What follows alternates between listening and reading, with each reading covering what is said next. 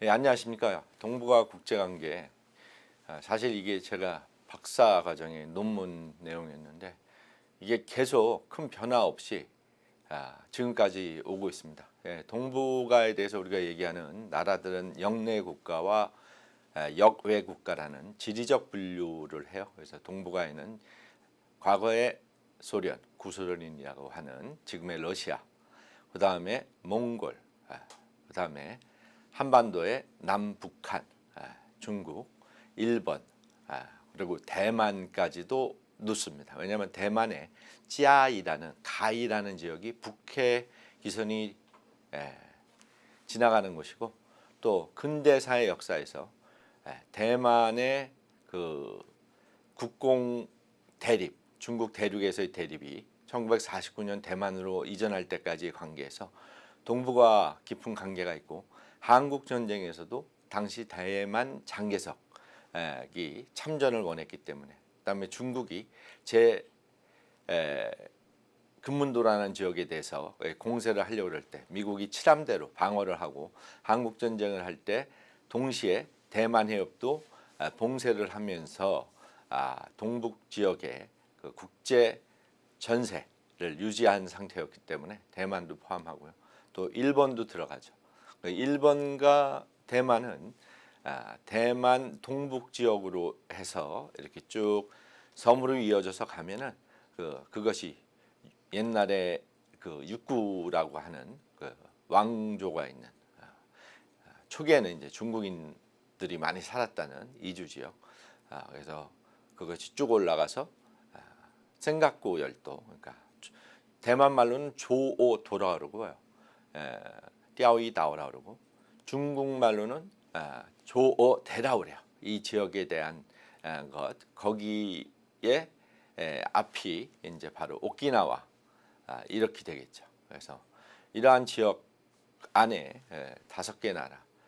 그러나 거기에 역외 지리적 환경을 유지하고 있지만 정치적으로, 군사적으로, 안보적으로, 문화적으로 가장 큰 영향을 미치는 미국이 있습니다.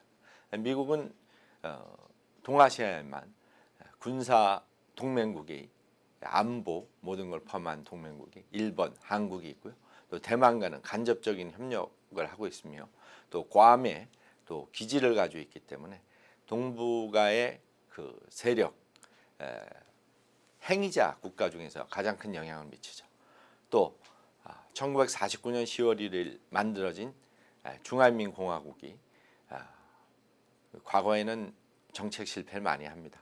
한국전쟁 참여한 이후에 대학진운동, 문화대혁명 등을 거쳐서 고생하다 1978년부터 개혁개방 정책을 추진하면서 다시 또 한 번의 소용돌이를 겪죠. 1989년 천안문 사태로 어려움을 겪게 됩니다. 이 어려움을 겪고 다시 1992년부터 등소평의 남순 강화 이후부터 쭉 힘을 발휘하면서 경제 발전을 하고 그것이 2008년 북경 올림픽으로 중국이 대외적으로 발전하겠다. 조추치란 말을 써요. 앞으로 나가겠다는 얘기를 하면서 미국이 이것이 이제 2000년대 중후반 들어가면서 중국이 미국에 도전한다. 그 전엔 뭐 중국의 위협론이나 중국 분열론 등등의 얘기가 많았지만 위협이 된다. 그래서 이 문제를 패권국과 도전국의 관계로 보면서 미중 간의 갈등이 아주 복잡해졌습니다. 오늘은 그러한 내용을 전체적으로 살펴보도록 하겠습니다.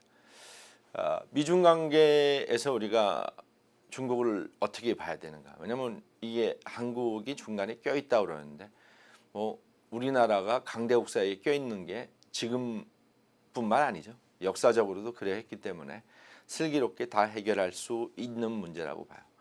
단 하나 이제 가치관적 문제로 미국과의 그 가치관 코드를 맞춘 지가 제2차 세계대전 이후부터 신탁 통치 3년과 대한민국이 만들어지고 나서 한국전쟁을 통해서 그 다음에 일본이 미국과 샌프란시스코 강화 협상을 하고 또 한국도 1953년 말에 그래서 한미 동맹의 기초를 만들고 54년부터 발효되면서 이 관계가 즉 우리가 45년부터 보더라도 벌써 75년의 역사가 있다라고 보면 되죠. 그래서 이 상황에서 중국과는 독립운동할 때까지도 또 한국에 청나라가 영향을 미칠 때 그것까지 합쳐서 쭉 관계를 해오다 중국이 사회주의 국가가 된 1949년부터 우리가 다시 수교한 1992년까지 중국 남경에서 성립된 중화민국이 대만으로 이전하면서 대만과의 관계를 유지합니다. 92년 8월 24일 당교하고 우리가 중국과 수교하는 이 단계, 그러니까 92년으로 보고요. 49년 이후부터 안 됐으니까 그 43년간 우리가 중국과는 교류를 안 하다가 이제 교류해서 올해까지 오늘 2020년이니까 92년 수교니까 28년 됐잖아요. 그러니까 많이 지금 그 교류의 기간만큼 달려가고 있는 거예요. 43년, 28년. 그러나 여기에 한미 동맹이라는 기간 75년이라는 기간이 있습니다. 그러니까 역사의 기간이죠. 동맹은 53, 54년부터 시작되는 것이고요. 그래서 우리가 한국인들이 보는 중국은 어떠한 국가인가? 사실 좋게 안 보죠.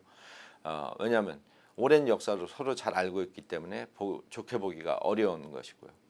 그다음에 수교 이전에는 사회주의, 공산주의 국가로 보고 우린 한국 전쟁을 겪었기 때문에 냉전 체제에서 중국을 이렇게 보아왔고요. 그다음에 최근에 사드 사건, 그러니까 중국이 이제 강대국으로부터 배운 게 있어요. 경제적 보복을 통해서 자기의 영향력을 높인다는 생션을 가하게 되죠. 그때 이후에 우리가 보는 중국의 관념이 어떻게 많이 바뀌었죠. 한미 동맹을 어떻게 보는가? 우리는 당연하다고 생각하죠. 미국이 한국에 대해서 관여를 많이 하고 또 무량을 요구할 때는 우리가 반미 정서도 나오지만 일반적으로 안보를 위해서 한미 동맹이 중요하다라는 생각으로 보죠. 중국과 미국 중에서 한 국가를 선택하라면 요즘 이런 질문을 많이 해요.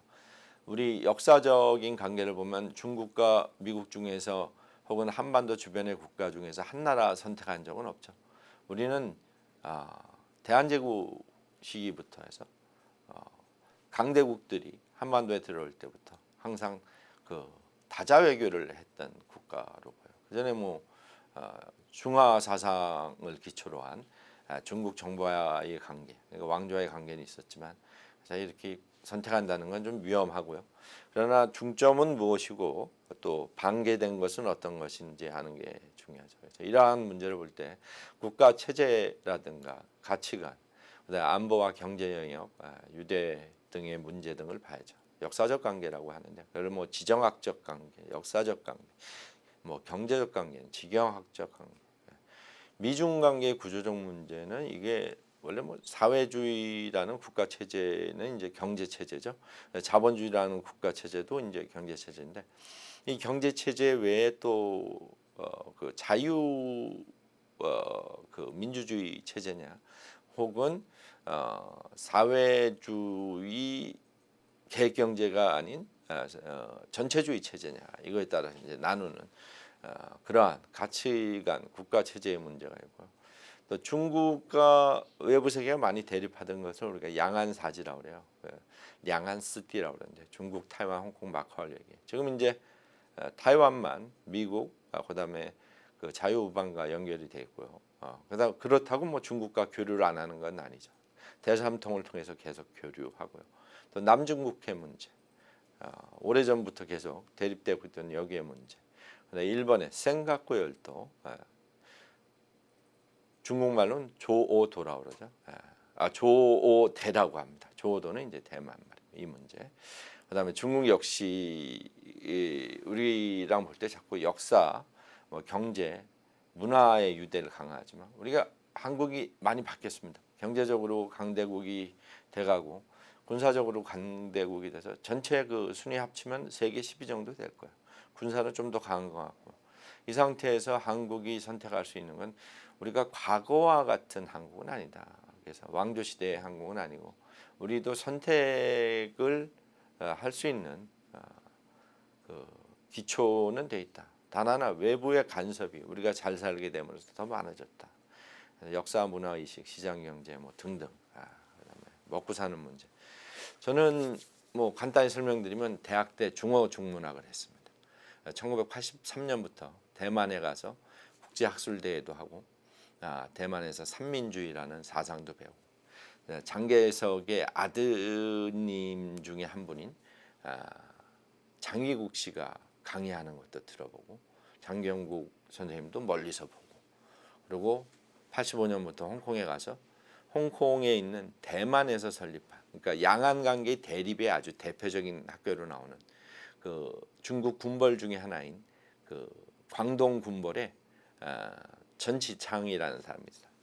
이분이 만든 대학 47년 만든 대학 홍콩으로 나온 나중에 이제 대만 문교부에서 교육부에서 학위를 주는 대학에서 역사로 석박사를 하다가 마카오 가서 지금의 마카오 대학 동아대학에서 MBA를 하고 그러고 와서 군대를 마치고 기업에서 수출 업무를 담당하다가 대만으로 파견 나갔다가 다시 수교된 이후에 북경으로 가서 박사를 하고 북경에서 LG에 근무하다가 다시 대만에 와서 LG건설 법인장을 하고 또 그 대학 연구소에 정치대학 국제관계연구중심에서 연구원을 하다가 그 이후에 이제 대학으로 왔죠. 그러니까 제가 공부한 그 양안 사지라는 지역은 다 돌아다니고 직장 생활도 해보고 공부도 한 지역이고 그 외에 제 업무상 뭐 미국, 유럽 등등을 다니면서 특히 중국 연구나 아시아 연구하는 지역을 방문하면서 이것저것을 많이 봤죠. 그러다 보니까 여러분들이 중국 하면은 그냥 중화인민공화국, 중화人民共和国가 이제 중국이죠. 근데 대만 같은 경우에 대만에서 우리는 대만이라고 쓰면 대만 자체에서는 타이완이라고 안 하죠. 중화민국이라고 쓰죠. 대만은 이제 남경 발음 위주의 보통어, 그러니까 저기서 대만 국어를 하고 중국은 북경 발음 위주의 보통어에서 얼파인이 많이 남아 있어요. 그래서 광동말은 뭐 대하이 홍콩 양도 세권 광동와 우리는 홍콩 사람을 홍콩말 할 거 아니에요. 마카오도 홍콩말과 비슷한 광동말을 해요. 그러니까 언어가 다 달라요. 대만도 사실 그 복건성 아래쪽에 있으면서 복건의 영향을 많이 받고 그쪽에 이민이 많으니까 포켄웨이를 많이 쓰죠. 공웨이 복건어를 많이 쓴다. 그래서 복건어를 중남부 많이 쓰게 되죠. 북경도 사실 북경어 위주의 북경 방언을 써요. 북경은 정치도시죠. 대만 타이베이는 정치도시지만 상업도시죠. 중국의 상업도시는 상해죠. 과거 영국이 만든 식민도시로서 발전해서 지금 97년 7월 1일 반환된 홍콩이죠. 그 전에 명나라 때부터 마카오가 들어서 무역 중심으로 하다가 제2차 아페 전쟁 이후로부터 그 이제 지위를 인정받아 있다가 1999년 10월 1일 반환한 곳은 마카오죠. 그러니까 중국은 지역마다 역사, 문화 이런 게 달라. 그걸 다 통합해서 통치하고 있는 정당이 중국 공산당이라고 할 수 있습니다. 간단히 보면은 미중 관계에서 나타나는 문제에서 가장 핵심적인 문제는 이제 대만 문제, 양안 관계라고 그래요. 양쪽의 해안, 양쪽 지역의 관계다. 그다음에 동북아 국제 관계인데 이건 이제 남북한 문제와 연결된 러시아라든가 중국, 그다음에 일본, 이렇게 그다음에 미국의 관계. 뭐 한국에는 미군의 가장 큰 해외에 있는 기지도 있고요. 또 미군 함정이 정박할 수 있는 항구도 있고 또 역사적으로 유대를 잘 간직하고 있고 그렇게 잘 미국이 해외에 가지고 있는 기지들이 있는 나라들이 대부분 다 잘 됐죠. 미리 뭐 나온 필리핀의 수백만 같은 경우는 그렇지만 독일이라든가 한국, 일본 모두 다 아주 잘 발전하고 있는 나라들이죠. 거기에 동아시아에서도 미국의 영향력이 많은데 뭐 FBI나 CIA나 기지도 다 이제 동남아의 국가들에 있고 미국이 이 동아시아에서 자신들이 유지하던 그 기존의 가치관을 쉽게 포기하지는 않을 걸로 보여요. 그게 힐러리 클린턴 시대에 나온 피벗 투 아시아잖아요. 피벗 투 아시아가 트럼프 시대에 나와서 트럼프 공화당 주자가 주장하는 인도 태평양 그 전략이요. 인태 전략이라고. 그러니까 우리가 여기는 파이브 아이스라는 얘기를 많이 쓰잖아요. 미국, 캐나다, 영국, 호주, 그다음에 뉴질랜드.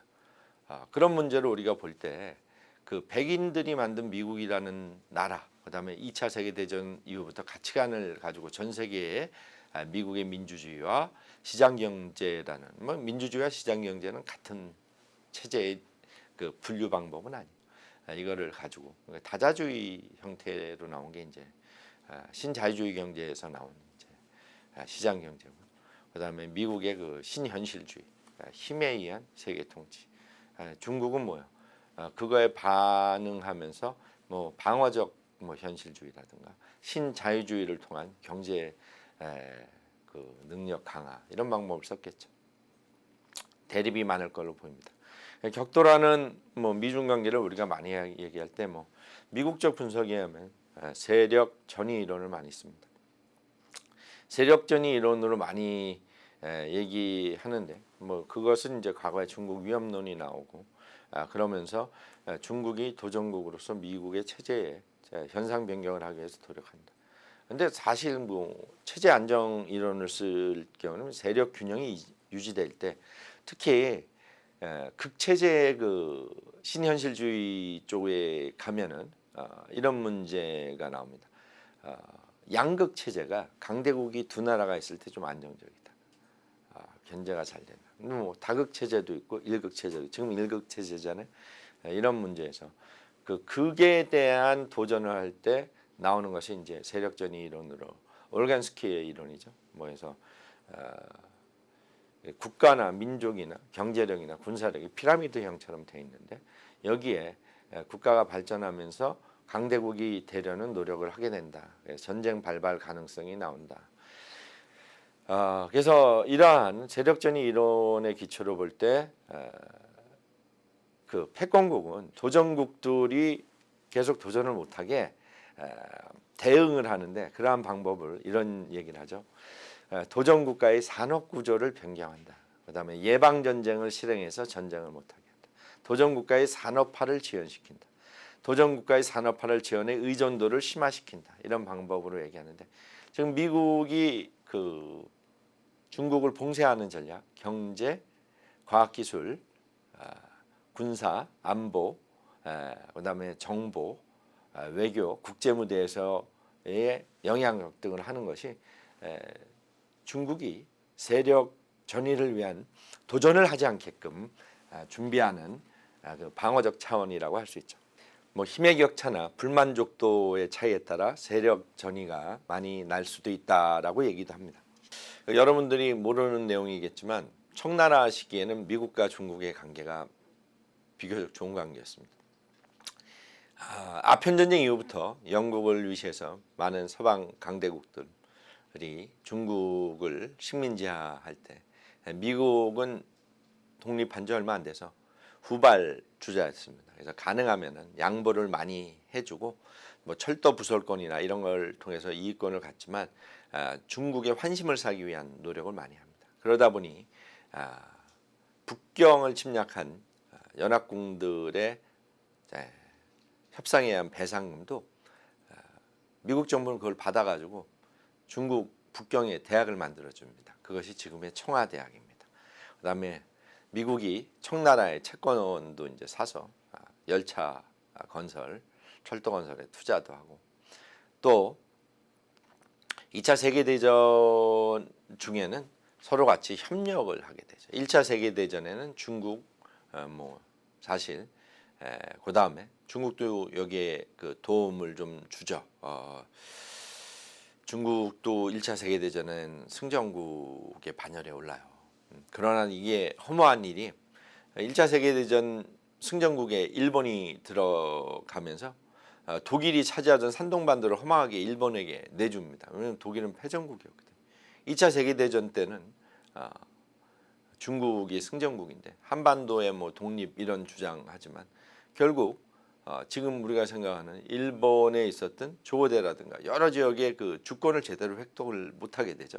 그러니까 승전국이라도 거기에 주도권을 갖는 강대국이 아닌 경우엔 좀 힘든 그 국제 정세의 주권 행위를 하게 된다라고 봅니다. 국민당과 공산당은 1936년에 서한사변 장님의 아들 장학량인가 또 그 군벌 세력에 의해서 장개성이 연금 받으면서 국공합작을 얘기를 하는데 1937년 일본이 로구교라고 그러죠. 마르코 폴로 브리지를 직접 침략하면서 하북성에 대한 공격이 되고 이때 중국은 대일 전면전을 펼치게 됩니다. 또 1941년 일본은 미국이 석유와 군수물자를 판매하지 않는다는 그 이유에 불만을 느끼면서 진주만을 급습합니다.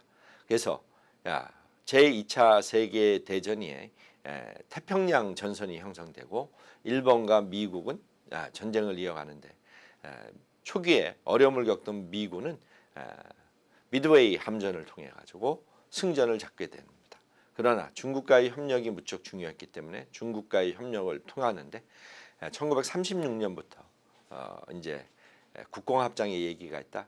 1937년 일본의 침략으로 전면전에 들어가면서 공산당과 국민당은 같이 항일 전쟁을 합니다. 그러니까 미국은 41년이지만 이 형세에서 미국과 국민당, 공산당은 같이 일본에 대한 전쟁을 수행하게 된다고 보죠. 그러니까 좋은 관계를 유지했다. 특히 미국 군인들은 특히 정보부서는 중국 공산당과의 관계가 좋다. 왜냐하면 공산당이 중국을 침략한 일본군의 정보를 많이 가지고 있었기 때문이라고 그러죠. 여기 보면은 마오쩌둥, 모태동이나 또 미군 참모들의 그 사진이 같이 나오기도 합니다. 봅시다. 안보 갈등자로서는 이제 1948년부터 72년까지 서로의 관계가 무슨 내용이냐면 냉전 체제로 들어갔다. 그래서 48년부터 72년. 왜 72년이라는 얘기했습니다. 71년에 키신저 미국 재계의 소개로 들어간 외교 전문가 유태인 키신저가 중국을 파키스탄을 거쳐 비밀리 방문하면서 핑퐁 외교와 이어지는 이 시기에 결국 계속 회담이 이어지면서 79년 미중 수교가 이어지게 되기 때문입니다. 당시에 미중 수교의 중요한 내용은 소련을 견제하기 위해서 미국이 중국을 포용하는 상태로 전략이 진행된 거죠. 왜냐하면 1950년에서 53년까지 한국전쟁 이후에 중소관계는 소련과 중국의 관계는 급격히 나빠집니다. 국경 마찰도 있고 또 중국이 핵 개발하는 것에 대해서 방어하려는 전략도 있었고 이러한 상태에서 서로 아주 대립각이 섰을 때 미국이 중국 공산당이죠. 그걸 포용하면서 소련 봉쇄 전략으로 들어가게 된 겁니다. 이건 뭐 초기에는 우호적이었죠. 스탈린 시대. 72년에서 78년 안보 협력자로 쭉 가다가 결국 핑퐁 외교를 하게 됩니다. 닉슨이 결국 중국에 가서 마오쩌둥을 만나게 됩니다. 그래서 78년부터 89년까지는 동반자적 관계를 통해서 서로 협력을 해나가면서 소련 견제에 더 힘을 합칩니다.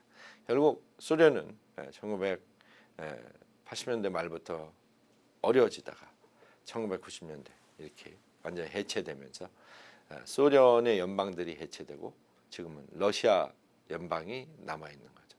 그 다음에 중국은 1978년부터 개혁 개방을 하게 되면서 등소평이 미국을 방문하고 또 일본도 방문하면서 개혁 개방의 열의를 다져나갑니다. 뭐 카터 시대, 레이건 시대 마찬가지입니다. 이렇게 잘 나가던 미중 관계는 클린턴 시대부터 조금 삐딱해집니다. 협력을 해가지만 뭐 인권 문제를 얘기를 하기 시작하고 또 바그다드에서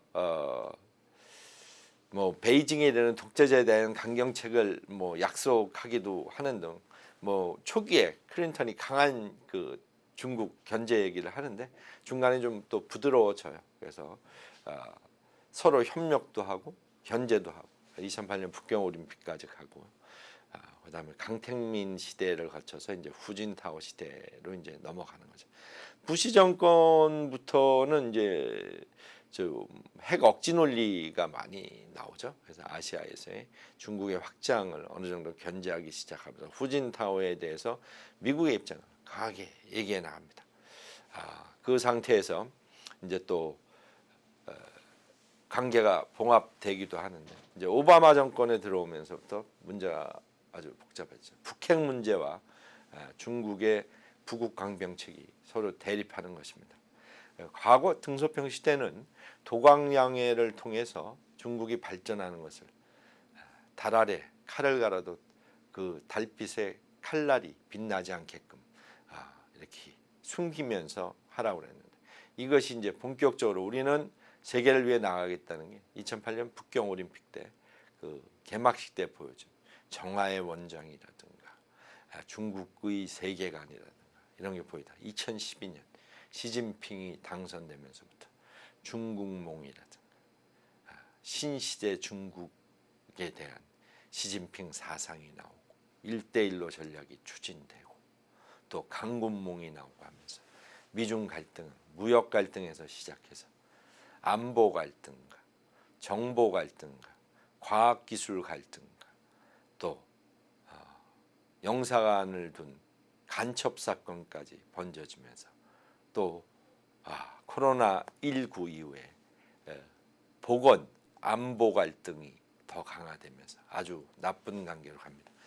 앞으로 미국의 새 대통령이 나오면 바이든이 나오든 혹은 전임 대통령이 계속하든 바이든의 경우에는 인권과 자유의 얘기를 더 강화시켜 나갈 거라고 하고 있고 트럼프의 경우는 지금 하던 데보다 더 강한 대중 봉쇄 전략을 하겠다고 하는 상태로 봐서 미중 관계가 당분간 좋아질 일은 없을 거라고 보입니다.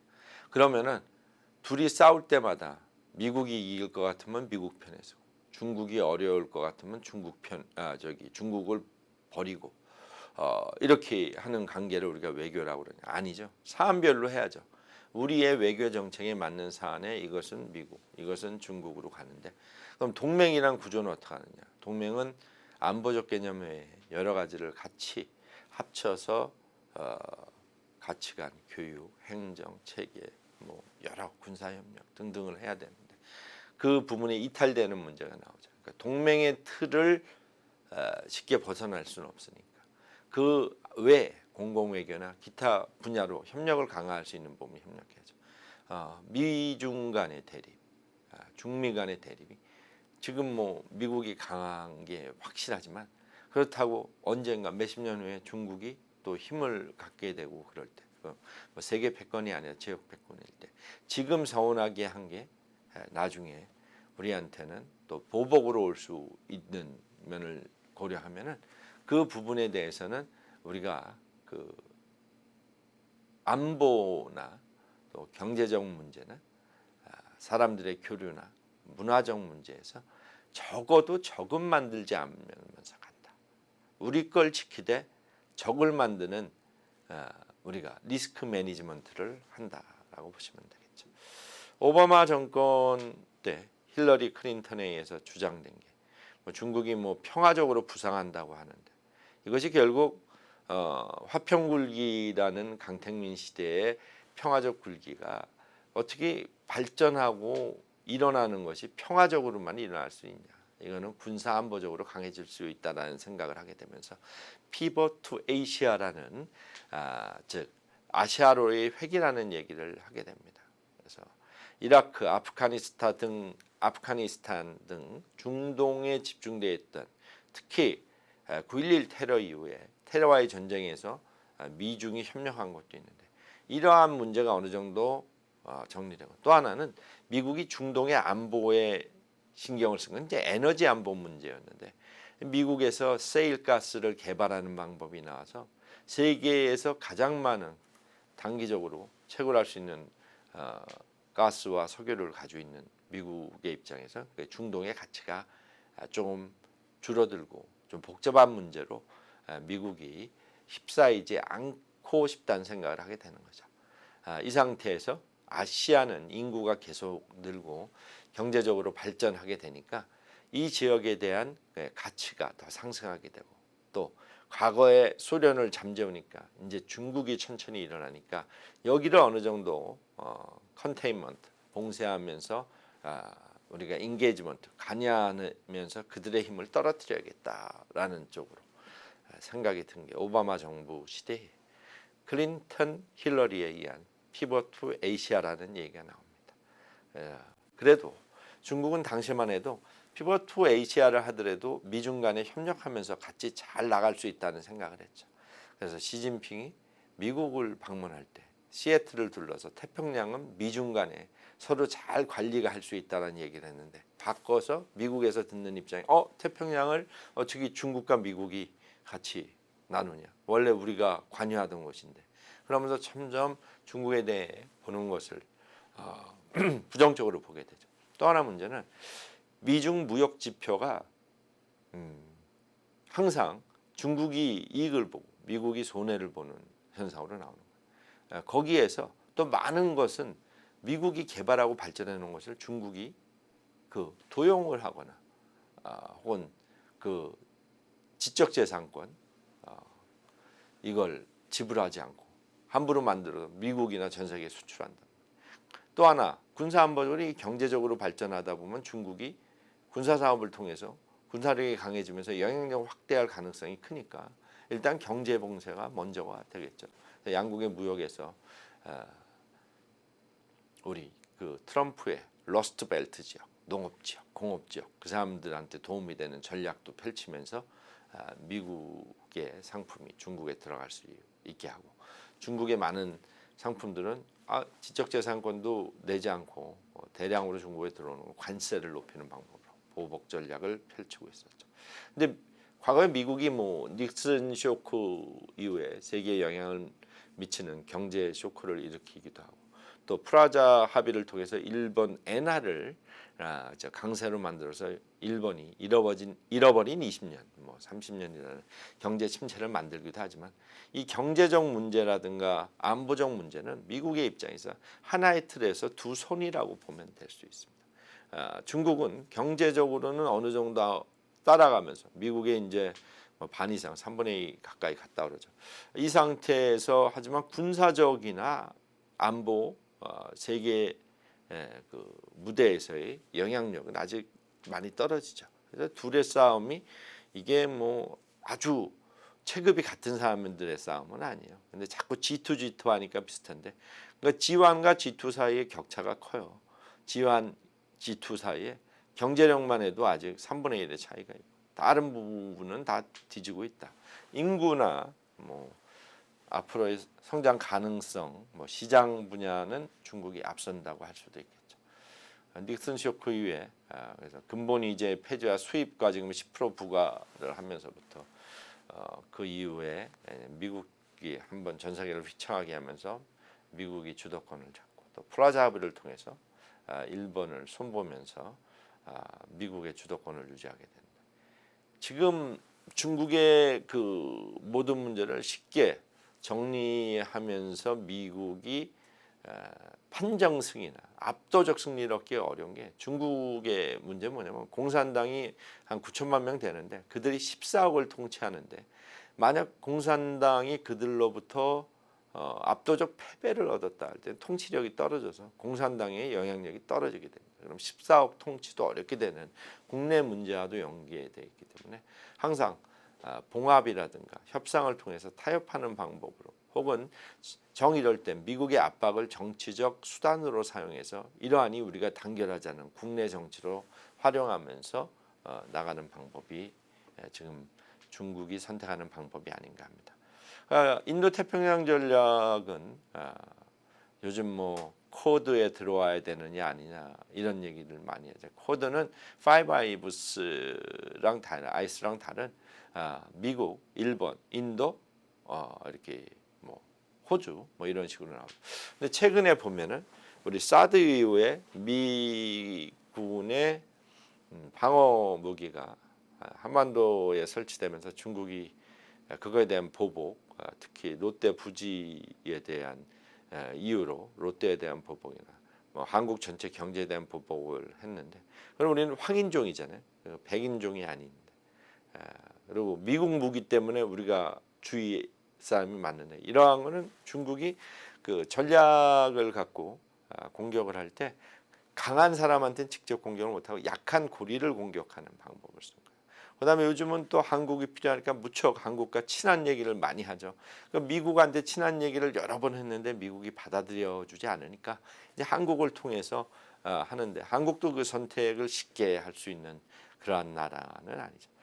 요거와 더불어 이제 호주와의 마찰에서 그 백인 파이브 아이스에 들어가는 그 나라를 공략한다는 것은 이건 좀 심각한 문제. 이건 백인들이 단결하게 되면 중국은 아주 어렵게 되거든요. 이번에 호주를 공격한다는 문제는 생션이죠. 그걸 좀 더 두고 봐야 될 것 같아요. 인도 태평양 전략에서 좀 더 봐야 되고 이 중요한 내용은 미국의 이익을 최우선으로 하겠다는 거죠. 그래서 안보 분야뿐만 아니라 북핵 문제도 좀 얘기하면서 뭐 법치주의, 비행의 자유, 범죄와 부패, 뭐 테러 척결 등의 사안을 언급했으나 이게 이제 과거에 얘기했던 피벗 투 에이시아라면 인도 태평양 전략은 미국 주도의 세계 전략으로 이제 동맹을 통해서 세계 질서를 안정시키는 패권 안정 전략이라고 볼 수 있습니다. 이 상태에서 중국이 얘기하는 1대1로 또 강대국으로 가기 위해서 협력해야 된다는 뭐 인류 운명 공동체 이러한 가치관들의 내용이 얼마나 영향을 발휘할 수 있는지 서로 사용하는 패가 다른 것 같아요. 그러니까 그 힘이나 영향력이나 전략이 다른 것 같다. 그러나 그 미중 싸움에 우리가 뭐 미국 편에 있다, 또 때로는 중국 편에 있다. 근데 미중이 관계가 좋아지면 또 어떻게 되나? 우리는 또 힘들어져요. 그래서 이 관계를 삼각관계와 혹은 줄다리기의 중간에 서 있는 관계로서의 양자 관계를 보면서 우리의 그 선택을 좀 원칙에 맞게 일률적으로 해야 됩니다. 경제도 중요하지만 경제 이익과 안보 이익의 선 우선순위, 그다음에 주변국 관리 문제와라든가 대북 문제, 그리고 전체적 세계 정치에서의 미국과 세계라는 것, 한미 동맹이라는 것, 이거를 사건마다 매뉴얼로 분석하면서 가야 돼요. 그래서 한 문제를 꼭 이렇다라고 얘기할 수는 없습니다. 미중 간이 진짜 싸움을 했다. 참 재밌는 얘기인데 싸움을 했다. 함선을 가지고 남태평양이 아닌 남중국해에서 미국 군함이 파괴됐다. 그럼 미국 치명타 입어요. 그 무기 팔리지도 않을 뿐이다. 또 반대로 중국의 동폭 미사일이 불발이 돼가지고 함선을 맞추지도 못했다. 그리고 중국 함선이 항공모함이라고 만드는데 비행기가 이착륙이 잘 안 됐다. 이거 중국 디펙트 큰가? 진짜 붙어서 지는 경우엔 그 디펙트가 그 나라의 이미지와 영향력을 아주 강하게 추락시킬 수 있기 때문에 직접적인 전쟁은 서로 조심한다고 보고요. 이 전쟁이 본격적으로 되면은 세계 대전으로 늘어날 수 있고 확대될 수 있기 때문에 많이 주의하는 거죠. 인도 패시픽 레전에서 나오는 이러한 전략을 우리가 항상 깊이 있게 보고 분석하고 있습니다. 중화인민공화국이 이제 대만을 자꾸 얘기하잖아요. 하나의 중국 원칙, 원 차이나 폴리시라고 그러죠. 뭐 대만 얘기 하지 말라 이거예요. 미국은 그걸 잘 알잖아요. 그래서 당교 처음으로 차관급, 뭐 장관급에 가까운 사람들이 계속 왔다 갔다 하고 군사적으로 교류하면서 중국을 살살 약 올리고 있는 거예요. 무슨 얘기냐면 너 내 얘기 들어라. 아니면 내가 대만을 통해서 더 어렵게 만들 수 있다. 대만을 독립시킬 수 있다. 독립시켜줄지 안 할지는 아무도 모르는 얘기예요. 그거는 지금의 카드로 중국 협상용으로 쓰는 거예요. 대만도 그거 알죠. 우리 독립 안 시켜주더라도 독립을 시켜줄 것처럼 얘기해서 국내 통치, 정치 지지력을 높이면서 또 동시에 미 대만 관계를 통해서 중국을 견제할 수 있는 거죠. 과거에 이제 홍콩에서 그런 견제가 많이 나왔는데 97년 반환 이후부터 97년이니까 벌써 23년 됐잖아요. 50년 불변이 됐는데 이미 많이 바뀌어서 중국 체제 안에 편입됐다라고 보면 돼요. 그렇기 때문에 이 홍콩의 문제 무척 중요하죠. 그래서 중국과 수교할 때 중국이 원하는 게 원 차이나 폴리시, 하나의 중국 원칙에 동의해야지만 수교를 해준다. 아주 강압적인 거죠. 대만에 대한 봉쇄 전략 이걸 통해서 대만을 반드시 수복해서 중화인민공화국의 중화 민족들의 위대한 꿈이라는 게 조국의 완전한 통일이다. 이것도 정치 수로로 사용되고 있는. 미국에게야 무슨 얘기냐? 대만과 중화인민공화국은 서로 가치관이 다르고 여기는 우리와 같이 전쟁도 같이 하고 또 민주자유적 가치관을 지켜온 나라다 하면서 요즘 대만에 대한 밸류를 계속 상승시키는 전략을 쓰고 있습니다. 하나의 중국, 그래서 중국은 대만까지 통일을 해서 하나의 중국을 원자. 근데 그 행정적으로는 대만도 중국 걸로 표현돼 있어요. 근데 완전한 수복은 되지 않았는데 이렇게 23번째 성으로 표시를 해놓고 있죠. 중국몽은 과거 중화민족이 이끌고 왔던 세계에서 아주 위대한 청나라 시대까지의 모습, 그러한 중국인들의 영광을 21세기에 다시 되살려서 중화인 민족들이 만족감을 느끼게 하겠다. 체면을 찾아오겠다. 근데 여기에 경제뿐만 아니라 군사적 안보 패권까지 강화시키겠다는 것이 중국몽이고요. 여기에 이제 강군몽이라는 게 나오죠. 경제를 통한 세계의 중국과 연결돼서 문화도 서로 통하고 사람들끼리 서로 교류도 높이면서 상호 의존도를 높이겠다는 것이 그 상호 의존에 근거한 바로 다자주의 외교를 통해서 중국의 영향력을 확대시키는 1대1로 전략이라고 할 수 있습니다. 제가 이제 이렇게 1대1로도 얘기하고 했는데 이게 참 재밌어요. 대만에서 유학하고 오신 분들은 대부분 대만은 이제 미국과 코드와 똑같고 학풍도 미국에서 공부한 내용을 기초로 다 이렇게 발표해요. 그러니까 반중국적인 게 많죠. 그래서 대만의 많은 학교는 초기에는 공비라고는 말도 썼어요. 지금은 이제 공산당이란 말을 쓰지만 이제 양 지역이 이제 그 협력을 하는 뭐 삼통이라는 걸 통해서 하는데 거기에 내용에 재밌는 내용은 대륙이라고 그러죠. 여기가 원래 다 중국도 우리 땅 대륙 공산당 뭐 비판이란 말 안 쓰죠. 뭐 연구 분석 중국을 적대우로서 이제 연구하는 기조.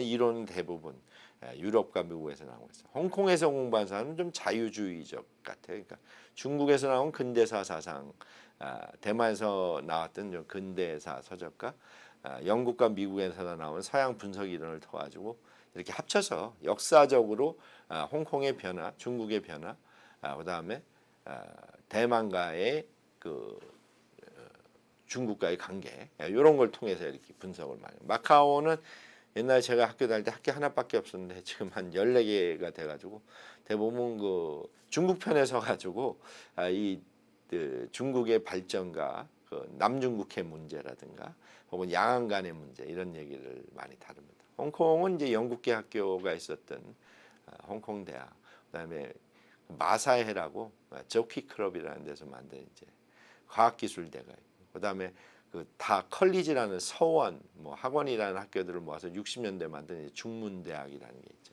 많이 합쳐. 여기서 연구하는 건 이제 역사적인 거, 그다음에 과학적인 걸로 해서 많이 만드는. 요즘 이제 작년에 홍콩 문제 이후로부터 교편이나 그 교육 제도 편제가 많이 바뀌고 연구 방향도 많이 바뀌어 나가고 있는 상태이기 때문에 좀 다른. 중국은 모든 교재가 획일돼 있죠. 공산당 위주의 거기서 모든 중국에는 개인 출판사가 없어요. 그 판호를 따는 건 전부 다 정부 거기 때문에 그 언론, 방송, 그다음에 또 서적까지 전부 다 광전 총국에서 전부 다 관리를 하기 때문에 민간인이 할 수 있는 게 없죠. 기업도 민간 장사가 있고 큰 장사가 있는데 큰 장사를 하는 뭐 우리가 상장된 회사 이런 것도 뭐 그 안에 노조와 비슷한 공회라는 데는 다 공산당이 이렇게 파견돼 있고 모든 관리를 공산당이 다 할 수 있게 돼 있어요. 그러니까 14억이라는 나라를 군사, 안보, 경제, 뭐 문화 이렇게 다 통치가 가능한 거예요. 그래서 연구하는 범위가 다르죠. 한국에서 연구하는 분야는 뭐 사실 우리의 사상이나 우리의 기초에 따라서 미국 이론을 가지고 연구하는데 우리는 우리식으로 연구하는. 그러니까 전체적으로 대만, 한국, 미국, 일본 뭐 이게 연구 방향이 비슷하고 지금 중국 혼자 달랐고 요게 이제 영향을 미쳐서 요즘 마카오가 그렇고 홍콩이 바뀌어가고 있다. 동남아는 또 객관적으로 중국과 우호 관계를 유지하면서 대서양, 뭐 태평양, 뭐 국가들과 관계를 잘 유지해야 된다고 연구하는 것이 뭐 말레이시아, 싱가포르, 뭐 타일랜드, 뭐 필리핀 그렇게 연구를 하겠죠. 그러니까 동남아를 위주로 연구하는. 중국에 대한 연구를 우리가 보면 우리가 이제 꽤 많이 연구하는 편인데 중국을 친하게 생각하는 인문학적 연구라든가 경제 중심적 사고는 중국을 중시해야 된다는 얘기고. 안보적인 문제로 봤을 때 한미 관계를 중시하면서 중국을 멀리해서는 안 된다는 얘기가 있어요. 그러니까 보는 축이 다 다르죠. 또 미국에서 유학하신 분들은 모든 교제나 국제정치학 발전이 다 미국에서 시작된다니까 중국 같은 나라는 망한다 이렇게 봐야 되는 거죠. 옳은 국가가 아니다. 선량한 국가가 아니다. 이렇게 보는 거예요. 중국에서 공부한 사람들은 미국 사상도 있지만 중국이라는 사상도 있어서 구존동의를 한다. 전 세계에 여러 국가들이 다른 체제로 공존하면서 평화롭게 발전할 수 있다. 이런 얘기를 하는 거예요. 그러니까 이름, 국제정치 이름에 서양 이론이라고 돼 있는 거고 중국 국제정치 이론하고 또 달라요. 그러니까 이게 보는 게 다르고 사회 체제 다르죠. 법 체제도 좀 다르죠. 해석하는 방법이나 그 최고의 영향력을 미치는 범위도 달라. 국제관계 문제도 중국적으로 보는. 그러니까 중국에 있는 많은 학자들은 중국의 이론이 맞다고 생각하고 미국이 잘못한다고 생각하고 있는 거예요. 14억이. 그리고 매일 중국의 방송을 보는 중국인들은 중국 정부가 잘하고 있다고 생각하고 미국이 국제정치에서 패권국으로서 불량 국가의 모습으로 보여지게 얘기를 하고. 밖의 세계는 또 안 그러죠. 그러니까 공산당, 중국 인민, 중국 지식인 이들이 갖는 사고와 밖의 세계에서 보는 중국에서의 각 지역만의 사고, 미국의 전략 이게 복잡하게 엉켜 있어요. 러시아는 중국과 코드가 비슷하게 돼 있죠. 몽골은 러시아와 중국 사이에 있으면서 코드가 좀 비슷하면서도 자기들이 그 서바이벌 할 수 있는 스윙 전략을 많이 쓴다고 볼 수 있어요. 싱가포르도 좀 유사하고 베트남 중국으로부터 뭐 투자도 받고 많이 발전하지만 과거에 베트남전에서 베트남이 이겼다고 생각해요. 그러니까 남베트남, 북베트남 전쟁 끝나고 나서 등소평 시대에 베트남 전쟁을 한단 말이에요. 중국과 여기서 중국이 많은 피해를 봅니다. 그래서 우호관이라는데 요이관이라 그러죠. 우이관이라는 데서 이제 주울레 가서 서명을 하는데 저는 그런 데를 다 다녀봤습니다. 그러니까 그런 데까지 해서 뭐 중국 입국해서 한 700회 넘을 거예요. 뭐 전 세계 입국 왔다 갔다 하면 800회 넘겠지만 그런 데를 다 다니면서 보면은 이 역사적인 사실로 볼 때 그들이 민심이 유지하면서 살려는 방법, 그다음에 정치 체제, 사회 체제 이것이 우리가 이렇게 파워포인트나 이런 내용으로 획일화 시키면서 당연히 그렇다라고 장담하기는 쉽지 않은 거라고. 그래서 제가 오늘 얘기를 드리는 것도 이것이 100% 맞는다라고 장담을 못 드려요. 저의 개인적 견해라는 거죠. 그래서 차이가 있을 수 있다. 각자 보는 것이 다르다. 공산당 좋아하는 사람도 있을 수 있고 거기서 장사하는데 습관된 사람도 있을 거고요. 미국의 가치관과 미국에서 생활하는 게 습관된 사람이 있을 거고 동시에 한국적 입장에서 한국이 살기 위해서는 우리가 우선이 되는 사회 체제 그다음에 모든 걸 받아들일 때 한국 국민을 먼저 생각하는 그러한 외교 체제가 돼야 되지 않는가 하는 생각합니다. 그래서 무엇이 우선인가라고 얘기할 때 한국을 우선으로 생각하는 문제, 정치, 경제, 사회, 뭐 안보, 문화, 뭐 등등 이러한 문제에서 뭐 경제 혹은 뭐 상업 이게 바로 미중 관계를 보는 핵심 축이 되는 거예요. 우리가 먼저 두 번째 뭐요? 남북 관계 생각해야죠. 이거는 변수로서 그 다음에 핵심 축으로서 한미 관계, 또 한일 관계도 봐야죠. 동시에 또 뭘 봐야 됩니까? 미래 비전으로서 중국이 변화하면서 잘 될 수 있다는 생각에 중국에 대한 가치를 봐야 되는 거죠. 세력전이 이론으로 보면 중국은 망하게 돼 있어요. 세력전이가 안 되고 어렵게 되고 중국이 세력전에서 패권을 유지하기 위해서는 전쟁을 해야 된다는 게 세력전이래. 근데 전쟁이 일어날 것인가 이런 문제를 가지고 많이 물어봅니다. 전쟁이 일어날 것 같아요. 근데 전쟁은 그 윈 앤 윈이 될 수 없고 치킨 게임이 될 수 있단 말이에요. 한쪽이 이기고 한쪽이 지게 되면 그거에 대한 패권에 대한 도전이 오랜 기간 어렵게 될 수 있기 때문에 쉽지 않다. 그래서 세력전이 이론에 대해서 뭐 옛날에 이런 게 있죠. 닉슨 마오쩌둥 시대의 회담부터 해가지고 카터 덩샤오핑, 클린턴 장저민, 부시 장저민, 부시 후진타오, 오바마 후진타오, 오바마 시진핑, 시진핑 계속하고 트럼프 시진핑까지 가는데 미중 관계가 1800년대의 그 관계에서 1900년도의 초에 냉전 체제에서 화합의 체제로 왔는데 제가 보면 한 50년 정도씩 이렇게 순환이 되는 것 같아요. 관계가 좋아졌다 그러면은 다시 또 나빠지는 관계로 가는 거고요. 관계가 또 나빠지면 다시 또 좋아지는 관계로 가는 거죠. 한국 전쟁 때 싸우고 나서 70년대에 이렇게 좋아지잖아요. 그러니까 한 20년 후에 좋아졌어요. 그래서 90년까지 한 30년, 2000년도까지도 좋아했죠. 30여 년 다시 이제 나빠졌어요. 그러니까 아까 얘기한 50년이 아니라 한 30년, 20년으로 이렇게 곡선을 그리면서 간다. 지금은 나쁜 관계로 가고 있는 거예요. 나쁜 관계로 내려가고 있는 거예요. 다시 위로 올라가는 관계는 아니니까 얼마나 더 나빠질지는 두고 봐야죠. 무역 그 분쟁이 많이 일어나서 뭐 관세라든가 또 이제 상품에 대한 제재로서 반동핑 관세까지 매기고 뭐 많이 했는데 이거에 초점에서 더 나가서 하는 것은 이제 미국의 입장에서는 이제 강대국으로서 동맹을 통해 전 세계의 영향력을 강화시키기 위해서 미국이 필요한 것이 있다 그러면은 동맹과의 우호와 경제력이에요. 이 경제력, 또 이 경제력은 미국 국내 발전과 안정을 시키기 위한 경제력이 필요하고 또 하나는 미국이 해외 시장에서 영향력도 발휘하면서 경제력으로도 영향을 미치기 위해서는 동맹국들의 부담을 늘려야 된다는 그런 문제가 나온 거죠.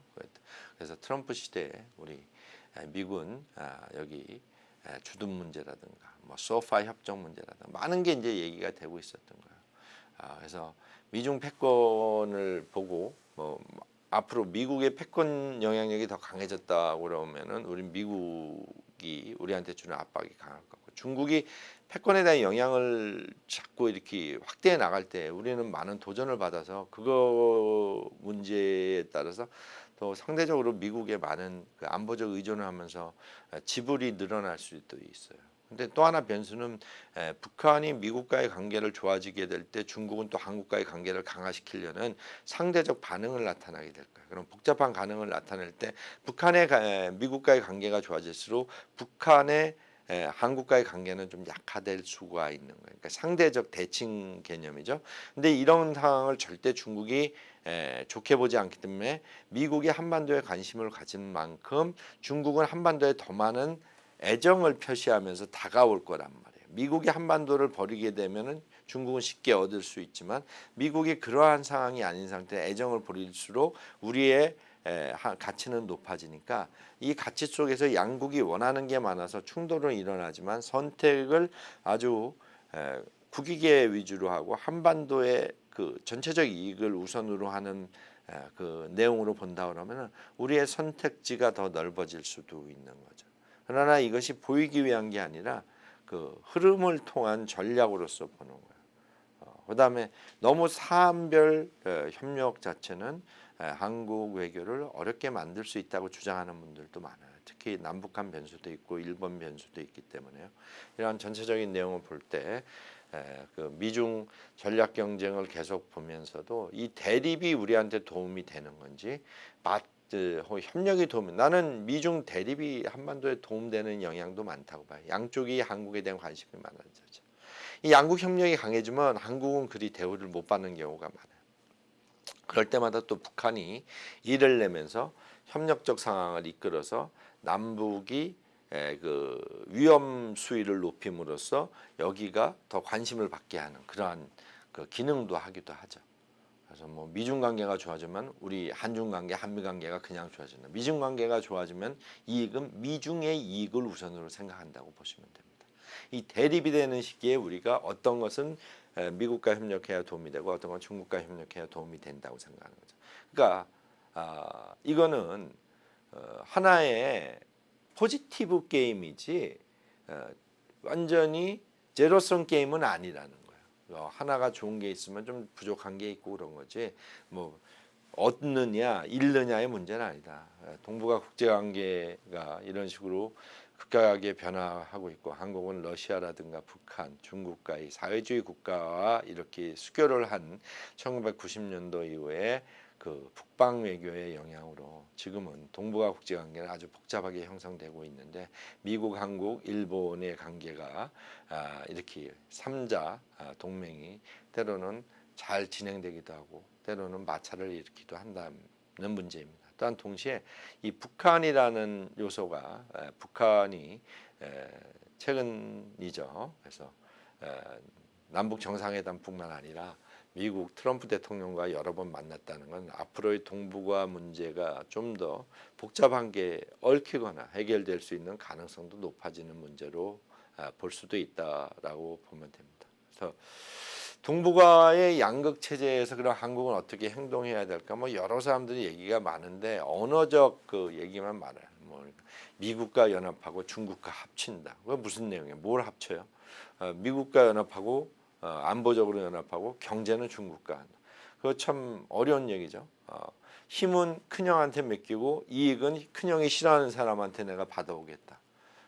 이거 아주 복잡한 문제인데 그냥 한국 외교의 정체성 문제로서의 순서적 해결이 중요한 거지 선택적 문제로서의 하나하나 된다는 게 안 되고 사실 말을 적게 하고 실리적 외교를 펼치는 뭐 싱가포르나 호주라든가 호주 뭐 중국과 요즘 항상 힘든 상황이지만 그래도 거기나 베트남 혹은 필리핀 그런 외교를 보면서 그들이 양국의 그 러브콜과 압박 속에서 어떻게 주체적 외교를 보이는가를 이해하면 도움이 될 것 같습니다. 그래서 앞으로 이제 미국의 패권이 계속 유지되고 뭐 중국의 신시대가 또 오든지 미중 공동 통치 이건 뭐 몇십 년이 될지 모르는데 그다음 미일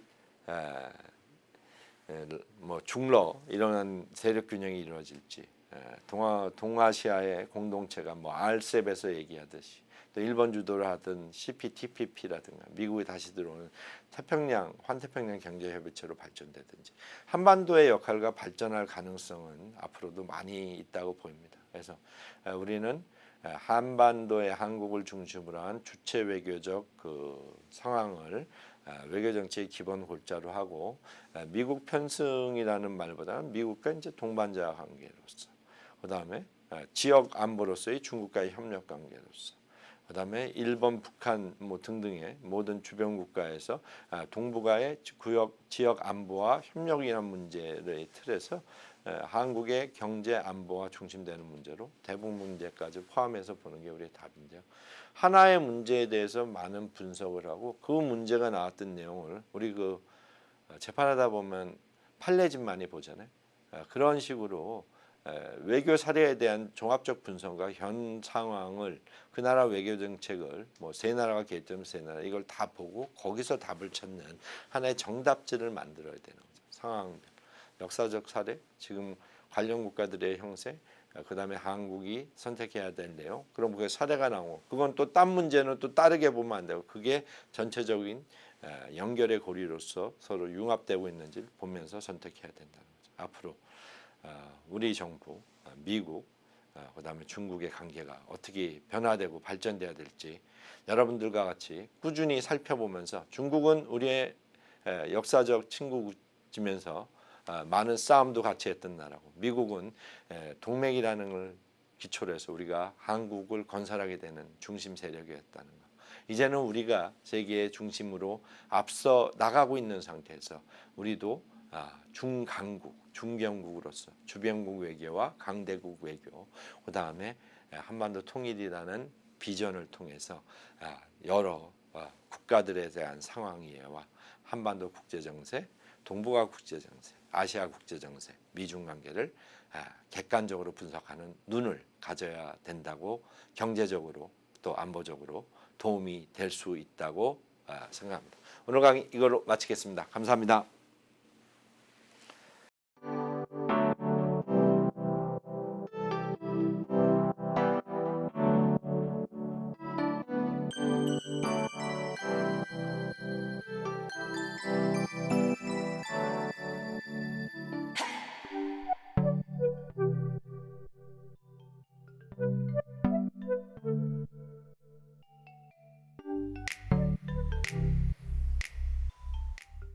안녕하십니까. 중국의 발전 동향과 한중 무역을 연구하고 있는 정환우 박사입니다. 다음 시간에는 코로나 이후에 더욱 빠른 속도로 더욱 적극적으로 진행되고 있는 중국의 디지털 전환, 이 디지털 전환이 중국 경제는 물론 한국 경제와 동북아 경제 그리고 세계 경제에 미치는 영향과 전략적인 의미를 짚어보는 시간을 갖도록 하겠습니다. 많은 시청 부탁드립니다.